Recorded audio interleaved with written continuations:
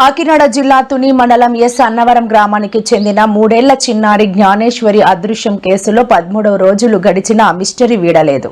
చిన్నారి ఆచూకీ కోసం పోలీసులు, ఎన్డీఆర్ఎఫ్ బృందాలు అలుపెరగని గాలింపు చర్యలు చేపడుతున్నా ఫలితం లభించలేదు. ఈ కేసు దర్యాప్తులో తాజాగా వెలుగులోకి వచ్చిన పెంపుడు శునకానికి సంబంధించిన పరిణామాలు మరింత ఉత్కంఠం రేపుతున్నాయి.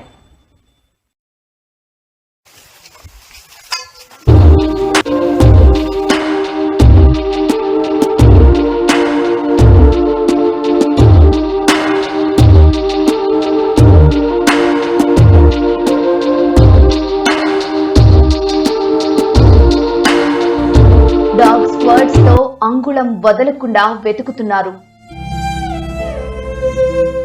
తెర వెనుక నెంబర్ ట్రేసింగ్ కోసం 4 బృందాలు పనిచేస్తున్నాయి. దర్యాప్తును మరింత క్లిష్టతరం చేశాయి. క్లూస్ ఎందుకు దొరకడం లేదు? కొండ ప్రాంతం కావడం వల్ల అక్కడ ఎలాంటి సీసీ కెమెరాలు లేవు. పడుంటుంది.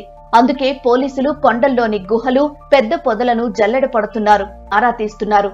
తండ్రి శత్రువులు ఏమైనా చేశారా? బాలిక తండ్రికి ఆర్థిక లావాదేవీల్లో ఎవరితోనైనా గొడవలు ఉన్నాయా? ఊరిలో ఎవరితోనైనా పాత కక్షలు ఉన్నాయా అని పోలీసులు ఆ విధంగా కూడా ఎంక్వైరీ చేస్తున్నారు. ప్రభుత్వం నుంచి పోలీసులపై తీవ్ర ఒత్తిడి వస్తోంది. ఇన్ఫ్రారెడ్ కెమెరాలను వాడాలనే సూచనలు వస్తున్నాయి. ఆగ్రత వ్యత్యాసాల ఆధారంగా ఈ కెమెరాలు స్క్రీన్ పై స్పష్టమైన విజువల్స్ ను చూపిస్తాయి. వీటిని ఉపయోగిస్తే అయినా పాప ఆచూకీ తెలియవచ్చని పోలీసులు భావిస్తున్నారు.